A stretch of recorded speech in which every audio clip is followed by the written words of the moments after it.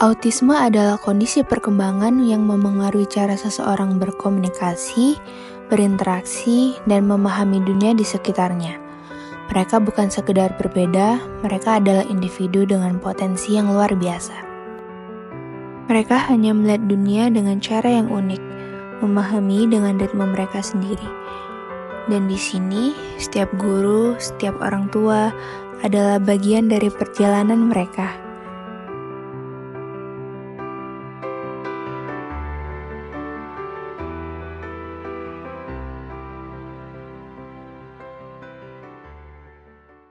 Nama saya Lutansyah Nuriswara sebagai Kepala Sekolah di SLB Autis Lab UM.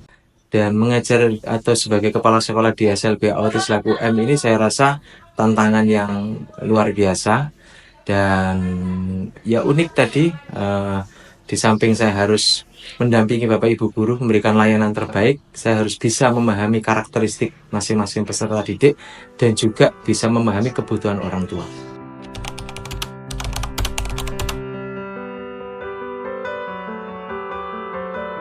Iya, SLB Autis Lab UM ini berdiri tahun 2003.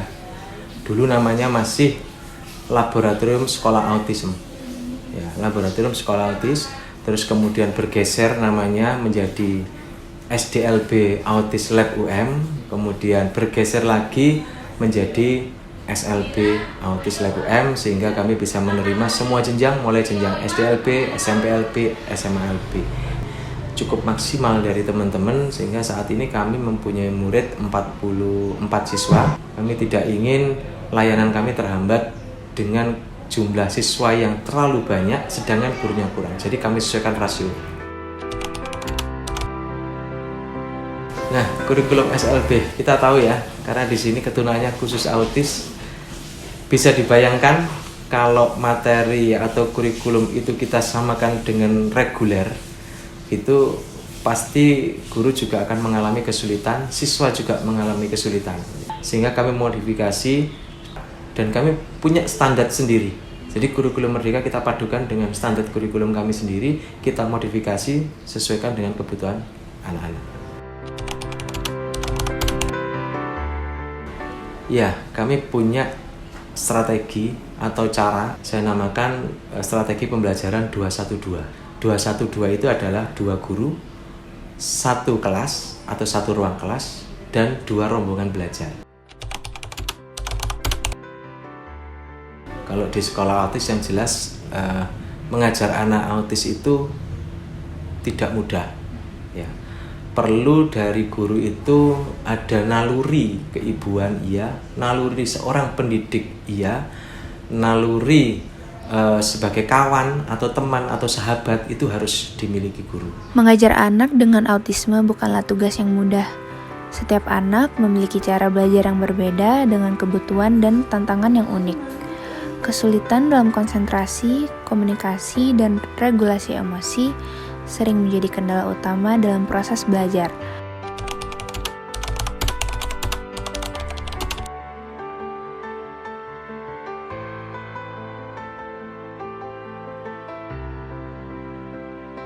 Saya Ibu Mariana Latifah, panggilan akrabnya dipanggil Bu Vivi.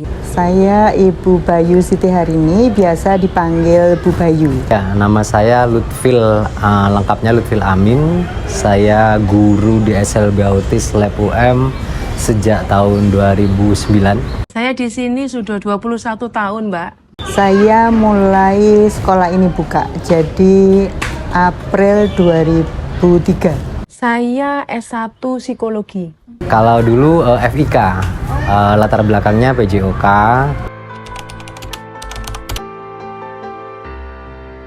Ya, secara umum untuk anak-anak autis itu memang pendekatannya harus diferensiasi karena satu dengan yang lain karakteristiknya berbeda.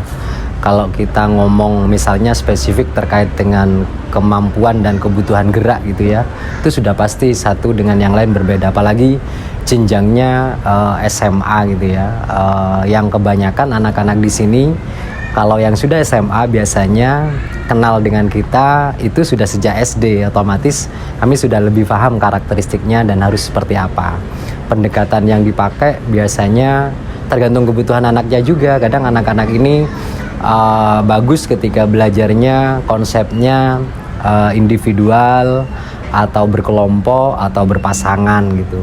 Terus kebutuhan geraknya spesifik gerak yang seperti apa, lebih ke contextual learning sih, artinya kami mengajar di sini tentunya ingin apa yang kami ajarkan benar-benar bisa fungsional untuk anak-anak dipakai dalam kehidupan sehari-hari.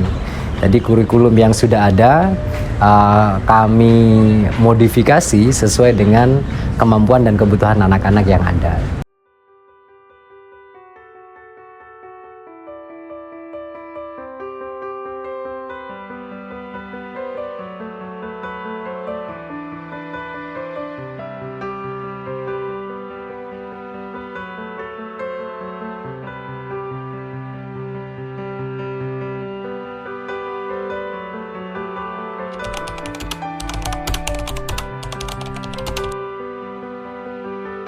Ada satu siswa itu yang namanya Abi Habib, oke saya sebut, itu yang tiba-tiba, yang sifatnya impulsif ya, tiba-tiba mogok, tiba-tiba yang tadinya senyum, bahagia, lalu tiba-tiba nggak mau megang sesuatu, tiba-tiba megang kerudung gurunya ditarik, atau mungkin nah ini pasti ada sesuatu. Terus yang mungkin namanya hatinya, moodnya yang tiba-tiba tidak enak, ya saya bikin enjoy. Kalau dia sudah tenang, oke, happy, senyum lagi, saya kembalikan lagi di kelas, kayak gitu. Dengan 6 siswa, karakteristiknya berbeda. Yang 1 itu ADHD, yang 5 autis. Jadi pendekatannya sangat berbeda. Yang 1 yang ADHD karena anaknya lebih kooperatif, lebih kondusif, jadi saya lebih mudah untuk berkomunikasi dengan Ananda Alif Arslan. Itu jadi karena anaknya juga diajak komunikasi juga enak, nyambung gitu.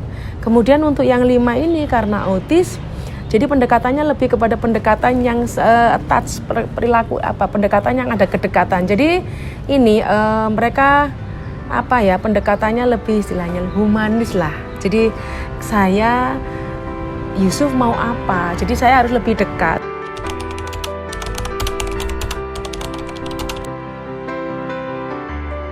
Yang paling berkesan, ada banyak sih sebetulnya. Setiap anak itu di sini unik. Jadi di sini itu yang membuat saya ini adalah bahwa anak-anak itu yang membuat saya belajar untuk terus bersyukur.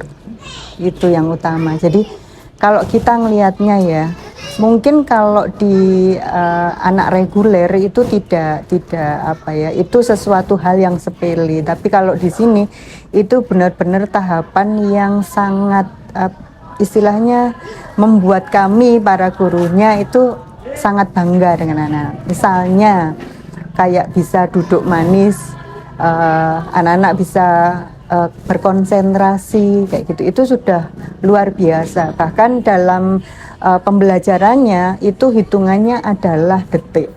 Jadi kadang kita laporan, wah sudah luar biasa hari ini, sudah mau duduk, sudah mau memperhatikan gurunya, sudah mau memegang pensil gitu. Itu yang seperti itu yang membuat kami terus bersyukur.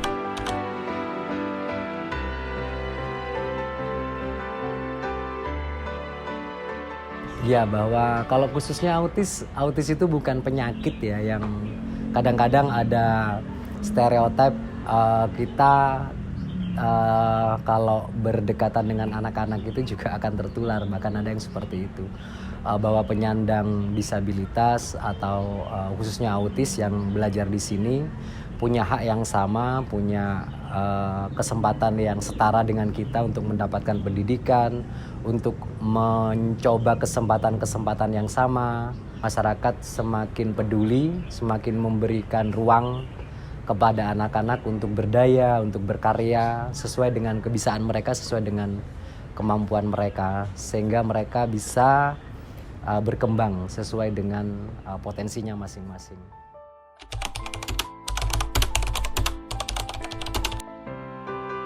Karena ini sudah second home saya, itu rumah kedua saya di sini. Yang pertama second home saya, yang kedua kawan-kawan kerja di sini kami itu semua Bapak Ibu guru kami, bukan hanya Bapak Ibu guru, bahkan keluarga dari Bapak Ibu guru karena mereka sudah berkeluarga itu sudah saudara. Seperti gini, saya berangkat dari rumah sepertinya ingin pulang. Ke sini ingin pulang, dari sini saya ingin berangkat ke rumah. Jadi saya balik. Jadi ibarat saya tuh ingin pulang ke sini, tapi kalau sudah saya selesai kerja jam 3, saya ingin berangkat. Menjadi guru bukan hanya tentang mengajar, tetapi juga tentang memahami. Setiap anak memiliki cara belajar yang berbeda dan dibutuhkan kesabaran untuk membimbing mereka dengan tepat. Tidak semua anak bisa langsung memahami pelajaran. Beberapa membutuhkan waktu lebih lama, perhatian lebih banyak, dan pendekatan yang berbeda.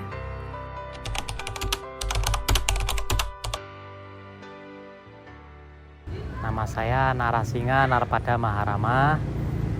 Anak saya yang di sini namanya Alip Arselan Maharama.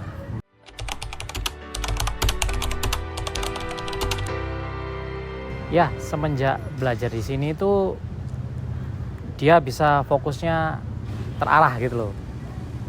Terarah, juga bisa baca tulis yang sebelumnya itu nggak bisa, jadi bisa terarah, bisa fokus baca tulis sama menghitung gitu.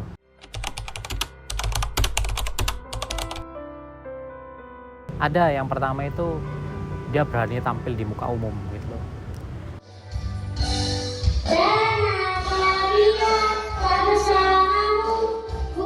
Dia berani tampil di muka umum, terus tampil istilahnya kalau ada kegiatan-kegiatan dikirim untuk nyanyi apa gimana gitu, dia yang mewakili sekolahan ini gitu.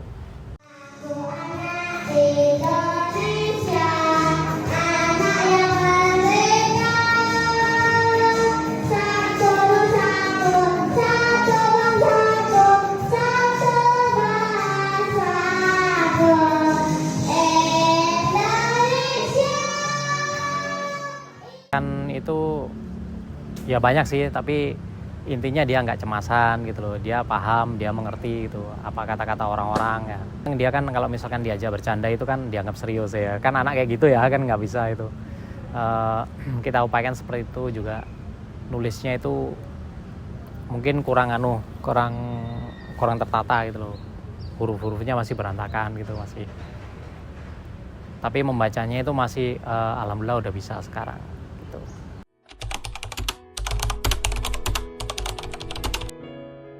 Tapi intinya dari beberapa wawancara yang sering saya alami apa-apa, titipan yang maha kuasa yang pertama gitu. Jungkir balik pingin punya anak kan ya banyak kan. Jadi jangan dianggap sebagai, karena anak itu titipan dari yang maha kuasa.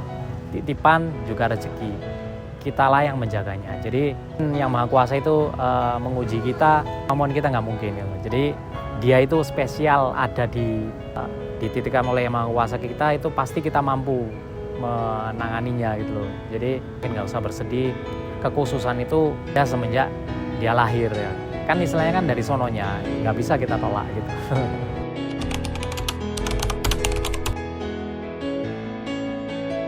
Berharap dia itu jadi orang yang berguna buat nusa yang dan bangsa satu, jadi anak yang soleh gitu. Itu aja gitu. Setiap anak adalah cahaya. Mereka mungkin bersinar dengan warna yang berbeda, dengan cara yang tak selalu kita mengerti. Namun dengan cinta, dukungan, dan kesabaran, mereka akan menemukan tempatnya di dunia ini. Dan di balik setiap perjuangan, ada impian yang menunggu untuk terwujud.